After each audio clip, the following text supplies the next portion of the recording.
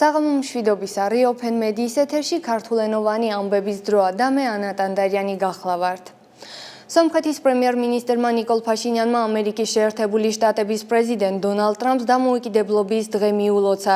სომხეთის მთავრობის პრესსამსახურის მიერ გავრცელებულ წერილში ფაშინიანი აღნიშნავს, რომ ორ ქვეყანას აერთიანებს ხალხთა ისტორიული მეგობრობა და საერთო დემოკრატიული და ქრისტიანული ღირებულებები. პრემიერ-მინისტრი ხაზს უსვამს შეერთებულ შტატებთან სტრატეგიული პარტნიორობის გაღრმავების მნიშვნელობას და გამოთქვამს სურვილს თანამშრომლობის გაფართოების შესახებ ვაჭრობის, მაღალი ტექნოლოგიების, ენერგეტიკისა და სხვა სფეროებში. განსაკუთრებული ყურადღება ეთმობა რეგიონალური უსაფრთხოების საკითხებს. ფაშინიანი იმედს გამოთქვამს, რომ პრეზიდენტ ტრამპის ლიდერობით შეერთებული შტატები ფუნდამენტურ წვლილს შეიტანს სამხრეთ კავკასიაში დიდი ხნის ნანატრი მშვიდობისა და სტაბილურობის დამყარებაში. მაღლა ვაფასებ მსოფლიოში კონფლიქტების დასრულებისა და მშვიდობის დამყარების თქვენს ხედვას. იმედი მაქვს, რომ თქვენი ლიდერობით შეერთებული შტატები ფუნდამენტურ წვლილს შეიტანს სამხრეთ კავკასიაში დიდი ხნის ნანატრი მშვიდობისა და სტაბილურობის დამყარებისა და კეთილდღეობის უზრუნველყოფის საქმეში. ვადასტურებ სომხეთის რესპუბლიკის მთავრობის ურყევ ერთგულებას მშვიდობის დღის წესრიგისადმი, რომელიც ეფუძნება სუვერენიტეტის, ტერიტორიული მთლიანობის, საერთაშორისო დაღიარებული საზღვრების ურღვეობის პრინციპებს, ასევე პროექტში მშვიდობის გზაჯვარედინის პრინციპების შესაბამისად რეგიონული ინფრასტრუქტურის განბლოკვას.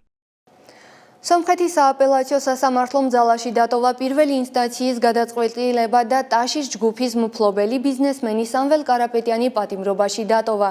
კარაპეტიანი, რომელიც ეროვნული უსაფრთხოების სამსახურის იზოლატორში იმყოფება, მას შემდეგ დააკავეს, რაც მან სომხური სამოციქულო ეკლესიის მხარდამჭერი განცხადება გააკეთა. ამ განცხადებას წინ უძღოდა პრემიერ-მინისტრ ნიკოლ ფაშინიანის საჯარო მოქვარა ეკლესიის ქველმოქმედების სამუდამოდ განეიტრალების შესახებ. ბიზნესმენს ედება ხელისუფლების ხელში ჩაგდებისაკენ საჯარო მოწოდებებში. თავად კარაპეტიანი ბრალდებას არ აღიარებს. რამდენიმე ონლაინ გამოცემის ცნობით შეერთებული შტატები მზად არის ეგრეთ წოდებული ზანგეზურის დერეფნის მართვა საკუთარ თავზე აიღოს. ეს ნაბიჯი შესაძლოა სომხეთ-აზერბაიჯანის ერთ-ერთი ყველაზე მწვავე დავის გადაჭრის გზად იქცეს. საუბარია სავარაუდო მარშრუტზე, რომელიც აზერბაიჯანს სახმელეთო გზით ნახიჩევანთან დააკავშირებს. აღნიშნული გზა სომხეთის ტერიტორიაზე გადის. ერევანი მტკიცედ აცხადებს, რომ მარშრუტის საკუთარ მონაკვეთზე კონტროლი სომხეთის სუვერენიტეტის ქვეშ უნდა დარჩეს. მაშინ როცა ბაქო დერეფნისთვის სრულიად ექსტერიტორიული სტატუსის მინიჭებას ითხოვს. ეს საკითხი წლების განმავლობაში მოსკოვის ყურადღების ცენტრში იყო და დერეფნის უსაფრთხოების გარანტორად რუსეთის უსაფრთხოების ფედერალური სამსახური განიხილებოდა. ანალიტიკოსების შეფასებით ეგრეთ წოდებული ზანგეზურის დერეფანი შეიძლება აღმოსავლეთი-დასავლეთის სატრანსპორტო პროექტის უმნიშვნელოვანეს ნაწილად იქცეს, რომელიც ევროპასა და აზიის შორის სატრანსპორტო ნაკადების განმარტივებას მიზნად ისახავს. დერეფნის ამოქმედებამ მნიშვნელოვნად დააჩქარებდა ტვირთების გადაზიდვას ცენტრალური აზიიდან, კასპიის რეგიონიდან და თურქეთიდან ევროპის მიმართულებით, რაც რეგიონის სატრანზიტო პოტენციალის მკვეთრად გაზრდიდა. ეგრეთ წოდებული ზანგეზურის დერეფანი დაპირისპირების საგნად იქცა რამდენიმე რეგიონალური მოთამაშისათვის, მათ შორის რუსეთისა და ირანისათვის, რომელთა ინტერესების გადაკვეთამ ეს მარშრუტი კიდევ უფრო სტრატეგიულად მნიშვნელოვანი გახადა. ბაქოს მოთხოვნით დერეფანმა უნდა იფუნქციონიროს როგორც თავისუფალმა და შეუფერხებელმა მარშრუტმა აზერბაიჯანის ძირითად ტერიტორიისა და ნახიჩევანის ექსკლავს შორის, რაც გულისხმობს, რომ გზაზე არ უნდა ხორციელდებოდეს საბაჟო და სასაზღვრო კონტროლი. თავის მხრივ სომხეთის შეთავაზება განსხვავებულია. ის გზის გახსნას საბაჟო კონტროლის შენარჩუნებით განიხილავს, თუმცა გამარტივებული და ავტომატიზებული რეჟიმით.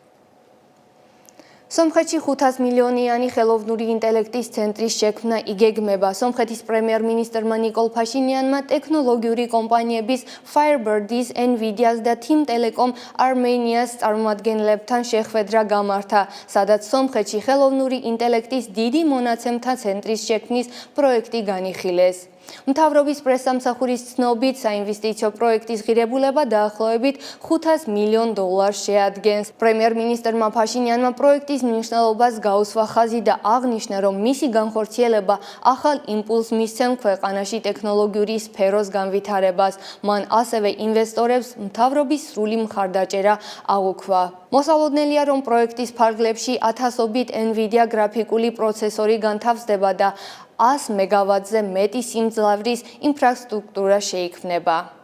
სომხეთში დააკავეს 2013 წელს საქართველოში ამნისტიით გათავისუფლებული გვაჰაგონ ჩახალიანი. სომხეთის საგამოძიებო კომიტეტის ცნობით, მისი დაკავება უკავშირდება სისხლის სამართლის საქმეს ტერაქტის მომზადებისა და ხელისუფლების უზურპაციის მუხლით. ეს ის საქმეა, რომლის ფარგლებში ადრე დააკავეს მთავარეპისკოპოსები ბაგრატ გალსტანიანი და მიქაელ აჯაპაჰიანი. ვაჰაგონ ჩახალიანი საქართველოში ცნობილია როგორც ორგანიზაცია ჯავახის ყოფილი თავმჯდომარე და სამცხე-ჯავახეთის რეგიონის დამოუკიდებლობის იდეის ერთ-ერთი მხარდამჭერი. 2009 წელს მას საქართველოში 10 წლით თავისუფლების აღკვეთა მიესაჯა, მათ შორის პოლიციისათვის წინააღმდეგობის გაწევის ბრალდებით, თუმცა 2013 წელს ამნისტიით გაათავისუფლეს. აზერბაიჯანი მაღლად შეაფასა გასულ თვეს სტამბოლში ისლამური თანამშრომლობის ორგანიზაციის მინისტრთა საბჭოზე მიღებული რეზოლუცია, რომლითაც მხარდაჭერაა გამოცხადებული სომხეთიდან განდევნილი აზერბაიჯანელების დაბრუნების უფლებისათვის. აღნიშნულის შესახებ აზერბაიჯანის პრეზიდენტმა ილჰამ ალიევმა სტეფანაკერტში გამართულ ეკონომიკური თანამშრომლობის ორგანიზაციის სამიტზე სიტყვით გამოსვლისას განაცხადა. ალიევმა დაჟინებით განაცხადა, რომ სომხეთიდან განდევნილი დასავლური აზერბაიჯანელების უფლებების უზრუნველყოფას დიდი მნიშვნელობა აქვს. ოფიციალურმა ერევანმა დამახინჯებულად და უკიდურესად ცალმხრივად შეაფასა სტამბოლში ისლამური თანამშრომლობის ორგანიზაციის მინისტრთა საბჭოს მიერ მიღებული დეკლარაცია და სხვა დოკუმენტები და მათთან დაკავშირებით იმედგაცრუება გამოთქვა. ირანის საგარეო საქმეთა სამინისტრომ კი ხაზგასმით აღნიშნა, რომ სტამბოლში შეხვედრაზე მიღებულ განცხადებაში არსებულ ზოგიერთ ფორმულირებებს, სიტყვასა და ფრაზას ოფიციალური თეირანი მხარს არ უჭერს. პარტია ლელოს და კოალიცია ძლიერი საქართველოს ლიდერი მამუკა ხაზარაძე, რომელიც პატიმრობაში იმყოფება ქართულ ოცნების ოპონენტებს ადგილობრივი თვითმმართველობის არჩევნებში მონაწილეობისაკენ მოუწოდებს. სოციალურ ქსელში გამოქვეყნებულ მიმართვაში ხაზარაძე სინანულს გამოთქვამს, რომ 2024 წლის გაყალბებული არჩევნების შემდეგ ოპოზიციამ ვერ შეძლო ალტერნატიული პარლამენტისა და ოპოზიციური პოლიტიკური ცენტრის შექმნა. ამასთან ხაზარაძე ოპოზიციის ნაწილს მის და მისი პოლიტიკური გაერთიანების წინააღმდეგ დევნის ელემენტების შემცვლელი კომპანიის წარმოებაში ადანაშაულებს. ხაზარაძე აღნიშნავს, რომ მსგავსი წნეხი მის გადაწყვეტილებაზე გავლენას ვერ მოახდენს. მთიანი ყარაბაღის ტერიტორიაზე ქალაქ სტეფანაკერტში ეკონომიკური თანამშრომლობის ორგანიზაციის მე-17 სამიტი მიმდინარეობს. ცენტრალური აზიის ქვეყნების არაერთი ლიდერი სტეფანაკერტში გუშინ ჩავიდა, ხოლო დღეს თურქეთისა და ირანის პრეზიდენტები ჩავიდნენ. სამიტის გახსნით სიტყვაში ალიევმა განაცხადა, რომ სომხეთიდან მისი თქმით გაძევებული აზერბაიჯანელების უფლებები უნდა აღდგეს. აქ ალიევი იმეორებდა ეგრეთ წოდებული დასავლური აზერბაიჯანის ნარატივას, რომლითაც სომხეთის მიმართ ტერიტორიული პრეტენზიები გააჩნიათ.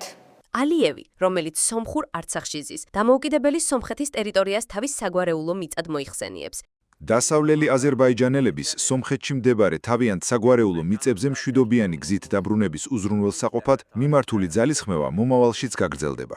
ალიევი 300,000 აზერბაიჯანელის დაბრუნებას ითხოვს რეგიონის ორი ყველაზე გავლენიანი ფიგურის, ერდოღანისა და ირანის პრეზიდენტ ფეზეშქიანის თანდასწრებით. ის ტექსტის მიღმა მიანიშნებს, რომ სომხებმა მისი გაფრთხილებები სერიოზულად უნდა მიიღონ. ჩვენ არაერთხელ ვუთხარით სომხეთს და მის ზურგს უკან მდგომ სახელმწიფოებს, რომ თუ სომხეთი საკუთარი ნებით არ დატოვებდა ოკუპირებულ მიწებს, ჩვენ სამხედრო გზით აღვადგენდით ჩვენს ტერიტორიულ მთლიანობას. სამწუხაროდ სომხეთმა და მისმა მფარველებმა ეს ჩვენი გაფრთხილება სერიოზულად არ მიიღეს და შედეგად ინანეს. მიუხედავად იმისა, რომ სტეპანაკერტში ეკონომიკაზე სასაუბროდ შეიკრიბნენ, აზერბაიჯანის პრეზიდენტმა თავისი გამოსვლის დიდი ნაწილი სომხეთს დაუთმო და ამ ტექსტში მშვიდობაზე არც ერთი სიტყვა არ უთქვამს. სამაგიეროდ მაღალი შეფასება მისცა გასულ თვეს სტამბოლში მიღებულ რეზოლუციას სომხეთის ტერიტორიიდან იზოლებით გადაადგილებული აზერბაიჯანელების დაბრუნების უფლების შესახებ. ალიევმა აზერბაიჯანელების ჩასახლების პროგრამას დიდი დაბრუნება უწოდა. მისი თქმით, სომხებისგან სრულად დაწლილ დასახლებებში უკვე 50,000-ზე მეტი აზერბაიჯანელი ცხოვრობს. ეს რიცხვი აშკარა გაზვიადებად ჩანს, როდესაც აზერბაიჯანული მედია სტეპანაკერტისან შუშის ქუჩების კადრებს აჩვენებს. ალიევი ამბობს, რომ სამიტის სტეპანაკერტში ჩატარებას განსაკუთრებული მნიშვნელობა აქვს. სხვათა შორის ეს პირველი დიდი ფორუმია 2 წლის წინ არცახის სრული დაცლის შემდეგ.